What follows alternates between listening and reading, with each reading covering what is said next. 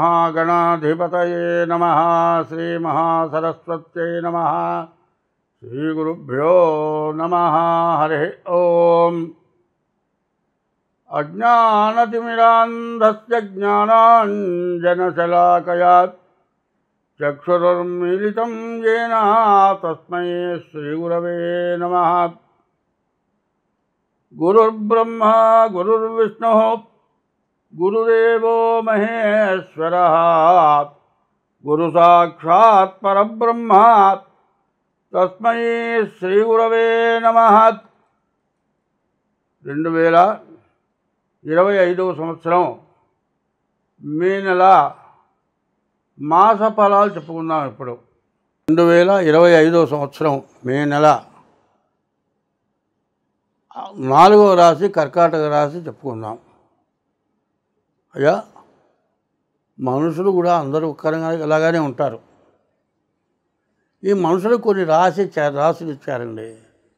మేషరాశి మేక, వృషభ రాశి వృషభం, మిథున రాశి దంపతులు, కర్కాటక రాశి ఎండ్రకాయ, సింహరాశి సింహం, కన్యా రాశి ఆడమనిషి, తుల త్రాసు, వృశ్చికం తేలు వృశ్చిక రాశి, ధనస్సు కాట, మకరం మోసలి, కుంభం కడవ, మీనం చేప. ఇట్లా ఒక్కొక్క రాశికి ఒక్కొక్క జాతి సంబంధమైన వస్తువులను పెట్టారు. ఈ కర్కాటక రాశి ఎట్లా అంటారో ఒక్కసారి చెప్పుకుందాం. కర్కటస్య నిశాకరః. కర్కాటక రాశికి చంద్రుడు అధిపతి. ఈ చంద్రుడు ఎవరో మనం చూసుకుందాం. నవగ్రహాలు 9 సూర్యుడు చంద్రుడు ఇద్దరున్నారు. ఈ సూర్య చంద్రుడు లేకపోతే మనం ఎందుకు పనికిరాం? ఏమంటే విపరీతమైన ఎండగా వస్తుంది. ఈ ఎండలో ఏమవుతుందో తెలుసా? తెల్లగా కనపడుతుంది. తెలుపులో కూడా ఎరుపు కలుస్తుంది. ఎరుపులో దానంతట అది మంటలు కూడా వచ్చిన రోజున్నాయి ఎండాకాలంలో. అంత విపరీతమైన ఎండ పగలల్లా కాసి రాత్రి పొద్దుగూకిన తర్వాత చంద్రుడి వల్ల చల్లదనం వస్తుంది. ఆ చల్లదనం ఎట్లా ఉంటుందో అందరూ చూస్తారు. పల్లెటూళ్ళల్లో చిన్న చిన్న మొక్కలు ఏవో మొలుస్తాయి, గడ్డి మొక్కలు ఏవో మొలుస్తాయి. దాని మీద నీళ్లు ఉంటాయండి. కాళ్ళకి తడి తగులుతుంది. చేయబెట్టండి, నేల మీద నీళ్లు ఉన్నట్టు నీళ్లుంటాయి. అంటే చంద్రుడు అంత చల్లదనాన్ని ఇచ్చేవాడు. చంద్రుడు ఏ రాశికి కూడా శత్రువు కాదు. అందరితో కూడా మంచిగా ఉండేటువంటి వాడు కర్కాటక రాశివాడు. ఆ కర్కాటక రాశికి ఇంకొక విశేషం ఉంది. ఏమిటంటే పునర్వసు నక్షత్రం 3వ పాదం వరకు మిథున రాశి, పునర్వసు నక్షత్రం 4వ పాదం కర్కాటక రాశి. పునర్వసు నక్షత్రం 3వ పాదం వరకు మిథున రాశే. పునర్వసు నక్షత్రానికి 4 పాదాలు ఉన్నాయి. పునర్వసు నక్షత్రం 1, 2, 3 పాదాల వరకు కూడా మిథున రాశే. కానీ పునర్వసు నక్షత్రం 4వ పాదం వచ్చేప్పటికల్లా కర్కాటక రాశి. ఈ కర్కాటక రాశి ఎట్లా ఉంటుందంటే ఎండ్రకాయ అంటారు, వృశ్చికం తేలు అంటారు. తేలు ఎండ్రకాయ ఒకటే పోలికని పోలి ఉంటాయి. తెలియని వాడు కటికని చూస్తే తేలేమో అనుకుంటాడు. తేలు స్వభావం వేరు, ఎండ్రకాయ స్వభావం వేరు. అట్లాగే కర్కాటక రాశికి అంత విశేషం ఏమిటంటే పునర్వసు నక్షత్రం 3 పాదాల కంటే పునర్వసు నక్షత్రం 4వ పాదం విశేషమైన ఫలితం కలిగింది. ఎట్లా అంటే పునర్వసు నక్షత్రం 4వ పాదంలో రామచంద్రమూర్తి పుట్టాడు. తర్వాత పునర్వసు అదిత్య దేవమాత ఆదిత్యమేవచ అని ఆదిత్యాది గ్రహాల్లో ఒక గ్రహం యొక్క ఫలితం కనబడుతుంది. అదే కాదు, ఈ కర్కాటక రాశికి పుష్యమే నక్షత్రం ఉంది. ఈ జాద్యవు తిష్య పుష్యేతు పూజితో గురునామక వాగీశ్చామరేజ్యశ్చ జీవో దేవపురోహిత అంటారు. పుష్యమి నక్షత్రంలో పుట్టినవాడు ఎవడైనా సరే తను ఒకరి చేత చెప్పించుకోడు, ఒకరికి చెప్పే స్టేజ్లో ఉంటాడు. ఎటువంటి చెడువాడినైనా సరే చెప్పి మంచిగా మార్చగలడు. పుష్యమే నక్షత్రానికి ఏం చెప్పాడు? విద్యాద్యౌతిష్య పుష్యేతు పూజితో గురునామక. ఈ నక్షత్రంలో పుట్టినవాడు గురువుగా పూజింపబడతాడు. పూజితో గురునామక. వాగీశ, ఎవరికైనా ఏదైనా చెప్పగలిగి ఉంటాడు. ఎంఏ పిహెచ్డీ చేశారనుకోండి, వాడు ఏదో చెప్పాలని చిన్న కాగితం ముక్క మీద రాసుకుంటాడు. ఇంత ఒక 4 పేర్ల 4 పేజీల ఇదంతా కూడా చిన్న ముక్కల్లో చిన్న కాగితం అది చూసుకుని మాట్లాడుతుంటాడు. కానీ ఒక్కోసారి అంటూ ఉంటాడు. అయితే అది తప్పు కాదు, అతన్ని తప్పని నేను అన్నాను. ఆ పుట్టినటువంటి జన్మలగ్నం జన్మరాశి వల్ల వస్తుంటుంది. ఈ గురువు పుష్యమి నక్షత్రానికి వాగీశ అమరేజ్యశ్చ జీవోదేవ పురోహిత, అమరుల్లో ఒకటిగా ఉండగలుగుతాట, దేవతలకి పురోహితుడుగా ఉండగలుగుతాట. అంత గొప్ప నక్షత్రం పుష్యమి నక్షత్రం కర్కాటక రాశి. అటువంటి రాశి చాలా ఉన్నతమైన రాశి. మరి సింహరాశి ఏమో సూర్యుడికి సంబంధించిన రాశి, కర్కాటకమేమో చంద్రుడికి సంబంధించిన రాశి. ఈ కర్కాటక రాశిలో పుట్టాలి అంటే పూర్వజన్మలో విపరీతమైన మంచి పుణ్యం చేసి ఉంటేనే ఈ రాశిలో పుడతారు. ఇవాళ నేను ఒకటే చెబుతున్నా, నేను పెద్ద విద్యావంతుని కాదు, నేను గొప్పగా ఏం చదవలేదు, నా చదువు అంతంత మాత్రం చదివే. అయితే ఆ రోజుల్లో ఏదైనా ఉద్యోగం రావచ్చు, ఆ ఉద్యోగం వచ్చినా ఇప్పుడు వచ్చినంత జీతాలు వచ్చే ఉద్యోగం వచ్చి ఉండేది కాదు. కానీ ఏది చదివినా కూడా భగవంతుడి దయ వల్ల మనస్సులో ఉండి అది మాటల్లో చెప్పగలిగటానికి ఆ పుష్యమి నక్షత్రంలో నేను పుట్టబట్టి నాకు ఎటువంటి జ్ఞానం భగవంతుడు ఇచ్చాడు అనుకుంటున్నా. అటువంటి కర్కాటక రాశి నిన్నటి దాకా మార్చి 30వ తారీఖు దాకా అష్టమంలో శని ఉన్నాడు. ఈ అష్టమంలో శని ఉన్నవాడికి దెబ్బలో ఏవో తగులుతాయి. నాకు ఇప్పటికీ సరిగా చెప్పాలంటే తెలుగు లెక్క ప్రకారం 82 సంవత్సరాలు.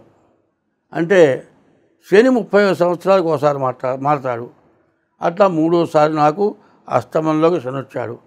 అష్టమంలోకి శని వచ్చిన వాడు ఎవడు కూడా ఇంతవరకు జీవించి ఉండలేదు. 3వసారి వచ్చిన తర్వాత ఇవాళ బతకగలిగాము అంటే తెలిసినంతవరకు చేతనైనంత వరకు మంచి ధర్మాన్ని చెప్పడమే నేర్చుకున్నాం. అధర్మం అనేది, అన్యాయం అనేది, దురాగతమైన మాట కానీ ఎప్పుడూ రాలేదు. ఎప్పుడు కూడా మనిషి స్వభావం ఎట్లా ఉంటుందంటే, ఎంత వయసు వాడు కానీ ఎంత ముసలివాడు కానీ అందమైన స్త్రీ కనపడగానే అట్లా కడుగుతూ చూస్తాడు. అటువంటిది ఖచ్చితంగా జరుగుతుంది. అదే అందమైన మగవాడిని ఆడమనిషి కూడా చూస్తుందని శాస్త్రం చెప్పింది. అయితే మా గురువుగారు నాకు 18 సంవత్సరాల వయస్సులో ఆంజనేయ మహామంత్ర ఉపదేశం చేశారు. ఒక ఆయనేమో మరి పంచదశ ఉపదేశం చేశారు. అయ్యా, ఆడమనిషిని కింద పాదాలు చూసి నమస్కారం చేసుకోరా, మొహం చూడబాకరా అని చెప్పారు. ఆ రకమైన కట్టుబాటులో ఉండబట్టి ఇవాళ భగవంతుడి దయ వల్ల నేను ఇంతవరకు ఉన్నాను. ఇట్లా చాలామంది ఉన్నారు.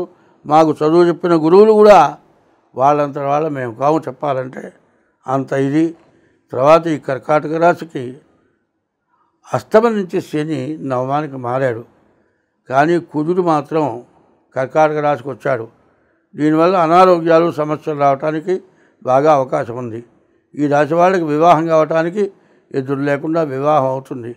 తర్వాత రవి బుద్ధులు ఇద్దరు కూడా కలిసి ఉన్నారు. ఉదాదిత్య యుగం, వ్యాపారం బాగా సాగుతుంది. గురువు రేపు మే నెల 14వ తారీఖు దాకా 11ంట గురువు ఉన్నాడు.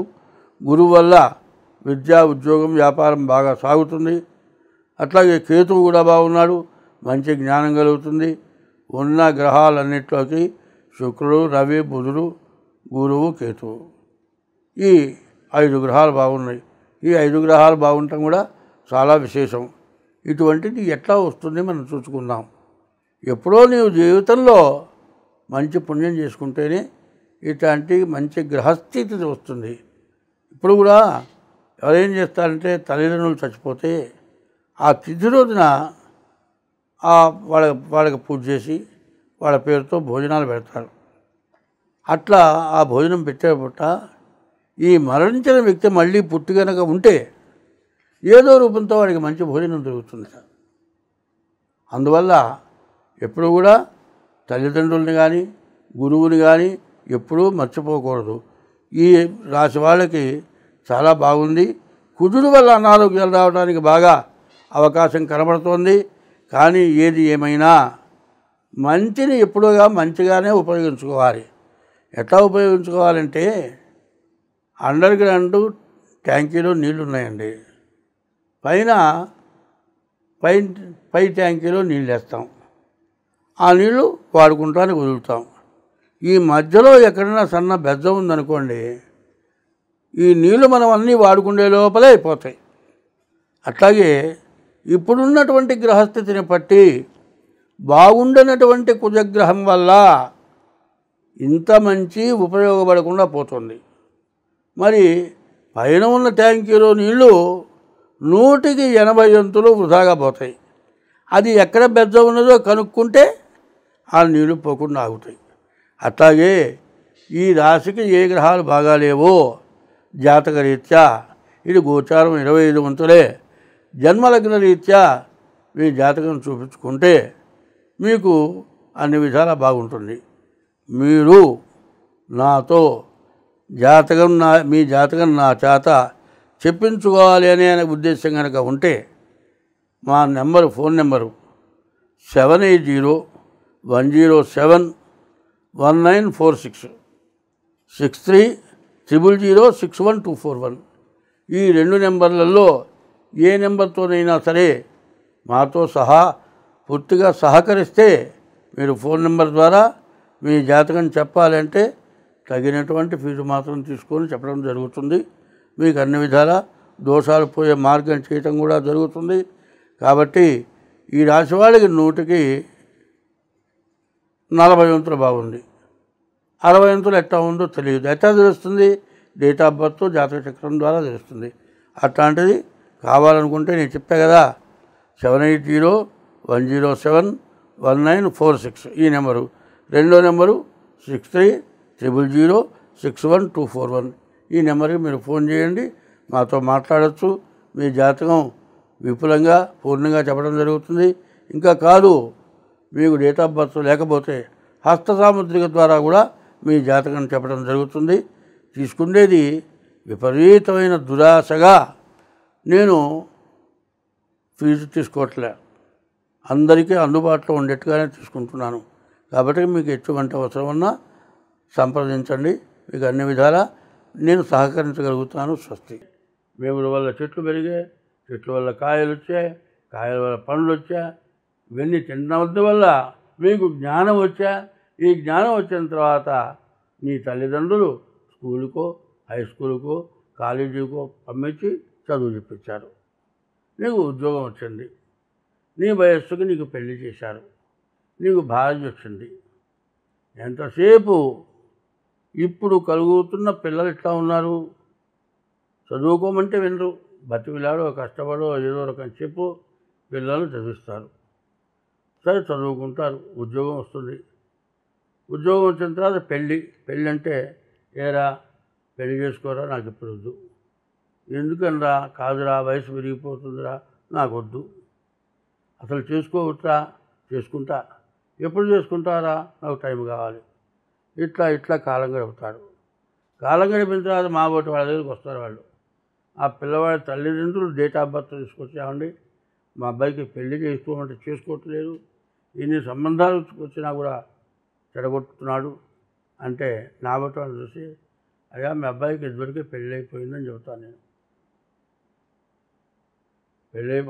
మా అబ్బాయి అట్లాంటి వాడు కాదండి, చాలా మంచివాడండి, జీతం తీసుకొస్తాడండి, మాకే ఇస్తాడు. ఈ మధ్య కాస్త జీతం ఇవ్వటం లేదు, వాడుకుంటున్నాడు, జలసా చేస్తున్నాడు, మంచి గుడ్డలు కొంటున్నాడు, కానీ సగం కూడా జీతం అనట్లేదు. కానీ వాడికి ఏ అలవాట్లు లేవంటారు. ఏ అలవాట్లు లేకపోతే గట్టిగా నిలేసి, మేము పెద్దవాళ్ళం అయిపోయాం, ఇవాళ రేపు చచ్చిపోతాం, మేము చచ్చిపోయిన తర్వాత నీకు ఎవరినా దిక్కు, నువ్వు పెళ్లి చేసుకోవాల్సిందే, మంచి సంబంధం మనకు తెలిసిన వాళ్ళు నువ్వు చేసుకో అంటే వాడేమంటాడు, నాకు మీరు చూసిన సంబంధం అక్కర్లేదు. అరే ఏంటిరా, నేను పెళ్లి చేసుకోను. మరి పెళ్ళి ఎట్లావురా? నా ఇష్టం వచ్చిన అమ్మాయిని చేసుకుంటా. నేను చెప్పిన అమ్మాయికి నిచ్చి చేస్తే నేను పెళ్లి చేసుకుంటా, లేకపోతే చేసుకొని అంటాడు. సేమ్ ఇదే జరిగింది. వాడి తల్లిదండ్రులు నా దగ్గరికి వచ్చారు, వాడికి పెళ్ళైపోయిందయ్యా అంటే, పెళ్ళంటే శాస్త్రయుక్తంగా పెళ్లి కాలేదు కానీ అన్నీ అయిపోయినాయి. అబ్బాయికి ప్రేమికురాలు నుండి అన్నీ గడిచిపోయినాయి, పిల్లలు కూడా పుట్టారయ్యా వాడికంటే. మా అబ్బాయి అట్లాంటి వాడు కాదు అన్నాడు. సరే ఇంట్లోకి వెళ్ళిన తర్వాత 4-5 నెలలు అయిన తర్వాత వచ్చాడు. ఆ పిల్లవాడి తండ్రి ఏజీ ఆఫీసర్. ఆ తండ్రి బారసాలు నిశ్చయించాడు, ఆ తండ్రి పెళ్ళిని చేయించాడు. వాడు నన్ను నమ్మలే. కొడుకు మంచితనాన్ని చూసుకొని కొడుకు మీద ప్రేమతో కొడుకు మాటలు నమ్మాడు కానీ నా మాట నమ్మలే. 4 నెలల తర్వాత వీళ్ళిద్దరు కలిసి ఎక్కడో పార్కులో కనపడతారు. పార్కులో కనపడంగానే ఏమిటా అంటే, అమ్మాయి మాతో కాలేజీలో చదువుకున్న అమ్మాయి, మేము అంతా మాట్లాడుకుంటాం, అంతేగాని ఏముండదు. అదేంద్రా మాట్లాడుకోవడం, ఇద్దరు కలిసి తిరగటం ఏంద్రా? ఏం లేదులే, నీకేం తెలియదు పో, నువ్వు చదువులేదు సంధ్య లేదు పొమ్మని ఉన్నారు. ఇక కాపేస్తే వీళ్ళు రోజు కలిసి తిరుగుతూనే ఉన్నారు. చివరికి ఏమిటా అని గట్టిగా అంటే, నేను ఈ అమ్మాయిని అయితే చేసుకుంటా, లేకపోతే చస్తా. ఇది పరిస్థితి. ఆ పరిస్థితుల్లో వాడు వచ్చి నాతో, అయ్యా నేను పొరపాటు మాట్లాడాను, నా తప్పేను, నా పిల్లవాడు ఇట్లా ఎదురు దిగాడు, ఏం చేయమంటావు అంటే, ఆ పిల్ల బాగా భాగ్యవంతులు, కోటీశ్వరులు, కోట్లు కొన్ని 100,000 కోట్లు ఉన్నవాడు. ఆ పిల్లని వాళ్ళు చేసుకుంటారు అని నమ్మకం లేదు. మరి నువ్వు పో, వాళ్ళు నడుగు, లేకపోతే చస్తానంటున్నాడు అన్నాడు. మరి నువ్వు పోయి అడగవాకరా, వీడేమో తెలగా, పిల్ల తల్లిదండ్రులు కమ్మ చౌదరి. వాళ్ళు ఇష్టంగా ఉంటే బాగానే ఉంటుంది, ఇష్టం లేకపోతే నువ్వు ఇంట్లో కూడా బయటికి రావురా, నీ పిల్లవాడు చేసిన తప్పు అన్న. చివరికి అట్లా 2-3 ఏళ్ళు మెదలకుండా ఊరుకున్నారు. ఆ పిల్ల వాడిని వేధించింది. మీ వాళ్ళు నాకు ఇచ్చి పెళ్లి చేస్తే చేసుకుంటా అన్నాడు. చివరికి తల్లిదండ్రులే వచ్చి, మా అమ్మాయిని మీ అబ్బాయికి ఇస్తామయ్యా, మరి మేము అంత బీదవాళ్ళం అండి, అంతవాళ్ళం కాదు, ఏమక్కర్లే, మాకు 2 ఆడపిల్లలే, మాకు 1000 కోట్లు ఉన్నాయి, మీ పిల్లవాడిని పరిశీలించాం, మీ పిల్లవాడు చాలా మంచివాడు, మా పిల్లని ఇస్తాను చేస్తాం అన్నారు. మళ్ళీ అప్పుడు కూడా వచ్చారు. వచ్చిన తర్వాత వాళ్ళు అంతకుముందే వీళ్ళిద్దరు డేట్ ఆఫ్ బర్త్లు ఎట్లా ఉన్నాయి చూపించుకున్నారు. వీడు కూడా వాళ్ళ డేట్ ఆఫ్ బర్త్ చూపించాడు. బాగానే ఉందా, వాళ్ళు ఇష్టపడితే చేయమన్నా చేశారు. వాళ్ళు ఆస్తులు కూడా బాగా ఇచ్చారు, బాగున్నారు. ఒకళ్ళేమో ఇట్లా అయినారు. కొంతమంది ఏమవుతుంది, ఇద్దరు ప్రేమించుకుంటారు, పెళ్లి చేసుకుంటారు. అంతకుముందు వీళ్ళే వాళ్ళు, వాళ్ళే వీళ్ళు. ఇక ఇంట్లోకి రాగానే, నువ్వు బీటెక్ చదివావు, నేను బీటెక్ చదివా, నేను ఇల్లు చెబుతా, నువ్వు అంట్లో నువ్వు అనే లెవెల్లో ఉంటుంది పెళ్ళాం. అత్తగారంటే లెక్కలేదు, ఏంటి మేము ఉద్యోగం చేస్తున్నాం, నువ్వు వండి పెట్టు. పోనీ వండి పెట్టిందనుకో, నువ్వు సరిగా చేయటం వంట చేత కాదు. చివరికి అట్లా జరిగి ఇట్లా జరిగి, నీ అమ్మ వల్ల అవుతాగా వస్తుంది కాబట్టి వేరే కాపురం పెడదాం, లేకపోతే వెళ్ళిపోతాడు. వీడేం చేస్తాడు, తల్లి మీద ప్రేమ ఇట్లా వదిలి పెడతానంటే వెళ్ళిపోయి పుట్టింటికి వెళ్ళి నోటీస్ ఇచ్చి పిల్లవాడి తల్లిదండ్రుల మొత్తాన్ని పోలీస్ స్టేషన్లో పెట్టి కోర్టుకి ఇచ్చి, వీళ్ళు ఇచ్చిన దానికంటే ఎక్కువ కోట్లు మాకు ఇస్తే విడాకులు ఇస్తాం, వీళ్ళ దగ్గర డబ్బులు లేవు, వీళ్ళు విడాకులు ఇవ్వలేరు, మరి విడాకులు ఇవ్వడానికి డబ్బులు లేవు, వాళ్ళు విడాకులు ఇవ్వరు. ఈమెమో బాగా మంచి వర్తన గల మనిషి, ఎవరి దగ్గర ఎట్లా ప్రవర్తించాలో తెలుసు, ఆమెకు కావాల్సినవన్నీ జరిగిపోతున్నాయి. ఇవాళ మగపిల్లవాడికి ఆడపిల్ల దొరకటం కష్టంగా ఉంది. వీడికేమో పెళ్లి కాదు, ఆమెకి పెళ్లితో అవసరం లేదు. చివరికి వాడు ఏజ్ బారైపోయి వాడికి 50 ఏళ్ళు వచ్చి వాడి పెళ్లి కాలే. పోనీ కోర్టులో విడాకులు ఇచ్చారా, విడాకులు ఇవ్వలేదు. జీవితాలు స్పాయిల్ అయిపోతున్నాయి. ఇది కాకుండా ఇంకో విషయం చెబుతా. మరి పెళ్లి చేసుకుంటారు, పెళ్లి చేసుకోగానే ప్రేమ ఎక్కువగానే ఉంటుంది. ఈ ప్రేమ ఎంతవరకు కొన్నాళ్ళ పాటే, ఒక పిల్ల పుట్టేంతవరకే. కాస్త ఆమెకు ఆపరేషన్ చేసి ఆ పుట్టిన బిడ్డను తీసేవాడికి ఆమెకు కాస్త శక్తి తగ్గుతుంది. ఈయన చెప్పిన మాట ఆమె విందు. చివరికి ఉద్యోగం చేసే చోట ఈయనతో పాటు ఇంకొక ఆమె ఉంటుంది, మొగుడు వదిలిపెట్టిన ఆమె ఈయన పడుతుంది, ఈమె ఆయన కలుస్తారు. చివరికి అదేమంటే నీవు నాకు అసలు అక్కర్లేదు వెళ్ళిపో అంటాడు. చివరికి వీడు దాంతో ఉంటాడు. చేసుకున్న భార్యకి 2 పిల్లలు ఉంటారు. ఆమెమో పుట్టింటికి వెళ్ళిపోతుంది. ఈ పిల్లలేమో నాయనమ్మ తాత దగ్గర ఉంటారు. తల్లిదండ్రులు ఏం చేస్తారమ్మా, ఇన్నాళ్ళు ఎట్లాగూ నువ్వు పెళ్లి చేసుకో, ఓ సంబంధం చూసి పెళ్లి చేస్తారు. సరే ఆమెమో పెళ్లి చేసుకుని హాయిగా సుఖంగా ఉంటుంది. ఈయనకు పుట్టిన పిల్లలు నాయనమ్మ తాత దగ్గర పెరుగుతూ ఉంటారు. ఈయన దగ్గర డబ్బులు మొత్తం అయిపోయేంత వరకు రెండో భార్య కొత్తగా కలిసిన ఆమె బాగా శుభ్రంగా గుంజుకొని తిని అంతా అయిపోయిన తర్వాత పోరా నువ్వెవడే ఉంటుంది. శాస్త్రం దొరుకుంది, ముతక శాస్త్రం. ఉన్నది పోయే ఉంచుకున్నది పోయేట. ఉన్న భార్య చక్కగా పిల్లల్ని కానీ చక్కగా ఉన్న భార్యతో వైరం పెట్టుకొని భార్యను పోగొట్టుకొని కొన్ని బుద్ధి వచ్చినప్పుడు వస్తుందంటే ఆమె ఇంకో పెళ్లి చేసుకుండే. ఈమె దాన్ని ఇవ్వబోయా, నీ ఉద్యోగం బాయా, నీ పిల్లలు అనాథలైపోయినారు, నువ్వేమైనావు శుభ్రంగా తాగుడికి అలవాటుపడ్డావు, దేవదాసు అయిపోయినావు. చూడండి ఎంత చిరుపో చూడండి. మరి పెళ్లి చేసుకున్న తర్వాత ఒక్క భార్యతోటే ఉండాలి. పరాయి స్త్రీతో ఉండటం వల్ల నీ పిల్లలు అన్యాయం అయిపోయినారు, నీ తల్లిదండ్రులు అన్యాయం అయిపోయినారు. ఇటువంటి మహాపాపాలు చేసిన వాళ్ళకి ఎన్ని గ్రహశాంతులు చేస్తే మంచి జరుగుతుంది. అది ఇప్పటికైనా అందరూ తెలుసుకోండి. నేను ఎవరిని గురించి కాదని చెప్పేది, ఎవరో చేశారని కాదు చెప్పేది. ఇట్లా జరుగుతుందో లేదో మీరు బాగా ఆలోచించండి, చూడండి. లాయర్లు కూడా ఏం చెబుతున్నారు, కోర్టు నిండా అవే కేసులు పెరిగిపోయినాయి. ఇది పరిస్థితి. ఈ పరిస్థితి వల్ల చాలా కష్టాలు నష్టాలు ఎక్కువ అవుతున్నాయి. దీనివల్ల స్వార్థం ఎక్కువైపోతుంది. ఎవరికి వాళ్ళ స్వార్థం. డబ్బులు సంపాదిస్తే ఎక్కువ సంపాదించుకోవాలి, ఎక్కువ మూట కట్టుకోవాలి. ఈ డబ్బులు ఎక్కువగా వస్తున్నాయి, నీ భార్య కాదు ఇంకా నలుగురితో కలిసి తిరగాలి, 10 మందితో తిరగాలి. ఇట్లా తిరిగితే వచ్చిన వాళ్ళు ఊరుకుంటారా? నేను శుభ్రంగా గొరుగుతారు. ఇట్లాంటి పరిస్థితుల్లో సంపాదన ఉండి అన్నీ ఉండి భ్రష్టత్వం బట్టి దిక్కులేని వాళ్ళే తాగి రోడ్ల మీద పడి ప్రాణాలు విడుస్తున్నారు. ఎంత అభివృద్ధికి రావాల్సిన వాళ్ళు ఎంత చెడిపోయినారో ఆలోచించండి. అటువంటి వాళ్ళని చూసి వాళ్ళకి బుద్ధి చెప్పడమే కాక మీరు కూడా అపసవ్యమైన దారికి పోకుండా ఉండి బాగుండటానికి చెబుతూ ఉన్నాను. 24 నుంచి 27 వరకు గ్రహస్థితులు బాగాలేవు. దానివల్ల సమస్యలు ఎక్కువ అవుతాయి. కాబట్టి ఎవరికి వాళ్ళు జాగ్రత్తగా ఉంటే మంచిది. స్వస్తి.